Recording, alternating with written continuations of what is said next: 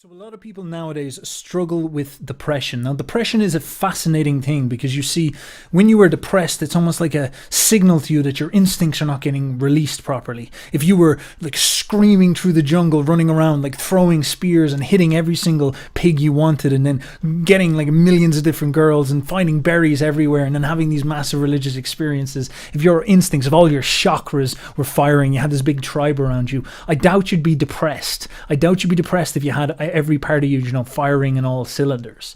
But of course, what happens in modern societies, we get stuck in offices, we stuck in the fetal position all the time. Our work is meaningless. We're sort of number crunching for some type of techno-Satan overlord or something like this. It's all quite dead, empty stuff. We're quite sterile, like we're watching porn instead of having real communication and connection with people. We're stuck through this cycle of meaningless partners. That everybody's traveling and transient. The food is all sterile. We never make anything ourselves. We're not outside at all. We're all inside, and all our instincts die in some sense, and they kind of crumble inside of us. And so the release of instincts is a really important thing in order for you to understand what happiness is. Happiness is tied to the ability to release your instincts correctly, not to be led by them, but merely to get them out of you. Your instincts are there for a reason. They are trying to help you in some way. I feckin' got a haircut and my hair still flops. Like, I can't do anything, people. My instinct towards control was just like, build an afro or something like that to change my destiny, my hair destiny. So the question about AION and instincts is that, well, the way you release your instincts has to be obviously adapted to the times. If I was living in ancient Europe and I wanted to be a musician, and I run around and be like, I want to be a musician, I want to make songs about Lucifer and paganism, everybody would look at me and be like, kill him. They'd take me out and they'd break me on the wheel. They'd break my arms off and all this because I'm in the wrong time and in the wrong era. I'm out of tune. I'm not in the right vibe. I'm in the wrong AION. That's Christ's AION. You don't run around in Christ's AION and run around being like, let's like draw pictures of the Antichrist and stuff like that to be like, get out of here, man. That's not happening. No, you weirdo. Get the feck. Stop that, you mad bastard. And so in order for me to release my creative energy, I actually have to accept a restriction in some sense. It's so tyrannical that Christians would force me to make Christian music. Now, that sounds bad, but it's not as bad as you think. It's just sort of something you have to accept. There's always sort of restrictions in a way. Like, you're always held back in one way or another. And the Christians may have said you can only use Christian mythology, and in some sense, all right, many artists did pretty good using only Christian mythology. The Renaissance artists were very, like, they said, all right, we'll just use Christ, we'll use his angels, we'll use all this type of stuff, and we'll just make it excellent. I don't care, we'll just deal with what we have. And they did that, and they achieved something fantastic. They released their creative instincts into something that was profound and glorious, even though it was restricted. And likewise, if they were born in ancient Greece, I'm sure they would have produced Greek myths which such the same prominence and power as well. The instincts dominate all these type of things, and they lead us everywhere. And so whatever AION you're in, if you want to release those instincts, well, you better not go against the grain. You better kind of sit with it. If you want to do the job of releasing that instinct, feeling good, feeling creative, you want to be Michelangelo or Donatello or Beethoven or something like that, and you're letting that out of you and feeling the power of great excellence and beauty, you don't want to get all stuck up and be like, I want to talk about Satan or Lucifer or something like that. You don't want to be weird like that. You want to leave that to a different time. But nowadays, in our AION, if you wanted to be an artist, if you wanted to be a creator of some sort, it's very interesting, because if you wanted to talk about Christ, if you wanted to go up and be like, I'm going to make a song about Christ in the music industry over in America, they'd probably like laugh you out of the room. But if you said, let's make a Luciferian song, they're popping up all over the place. Oh, another Luciferian song, let's check that out. Another Satan song, good stuff. The Church of Satan is over there in America and whatnot. The AION has definitely changed. People are far more open to this type of stuff. People are far more tolerant and accepting of this type of weird thinking, to the point where it's almost like a negation of tolerance towards Christianity. Christianity is seen as the symbol of restriction, a very strange thing indeed.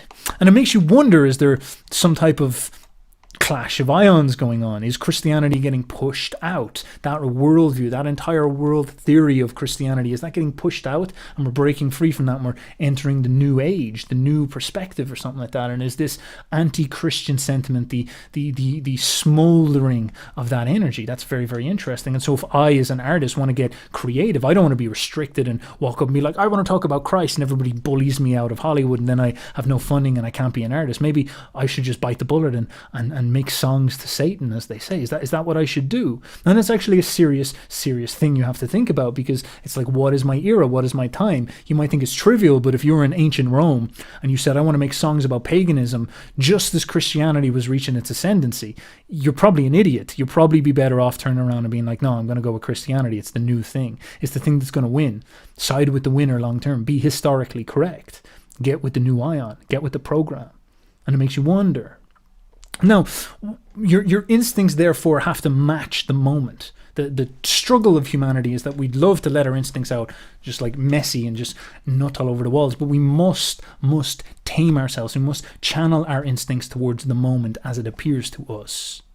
And so in order for us to do that, we must comprehend where we are in time. Likewise, for example, if we get this stuff wrong, it can actually have extremely serious consequences in other ways. Not just, oh, I don't get to be creative and all that, but it can be existential.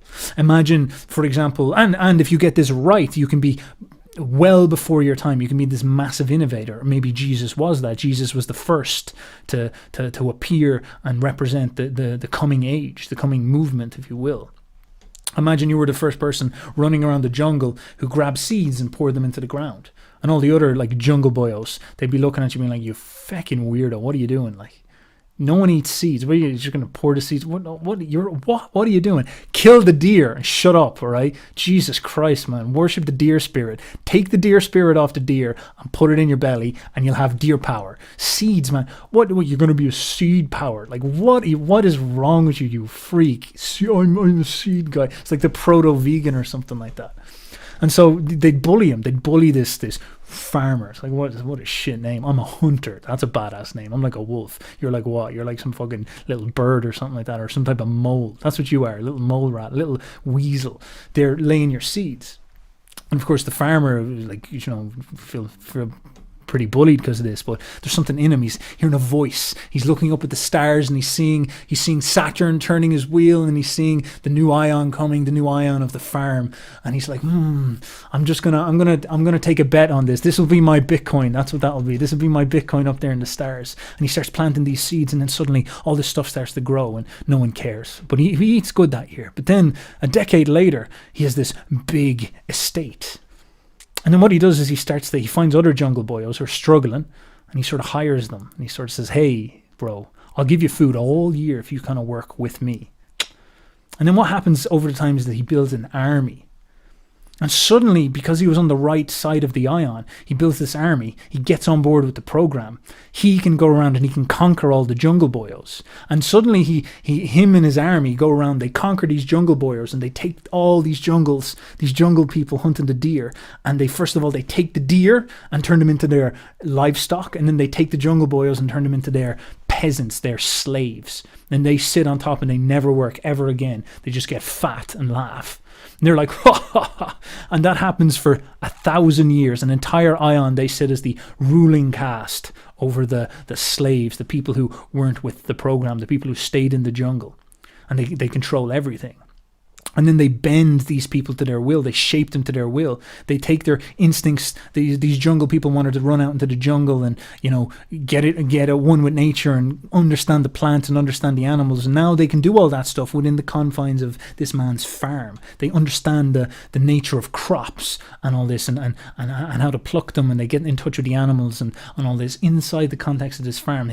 Their instincts are now controlled within his Saturnian matrix, his prison. And this farmer rises to the top like a king, and this is probably the origin of the first kings. This is where this stuff would have come from: the chieftain, the lord, the farm beast, the pastoral conqueror.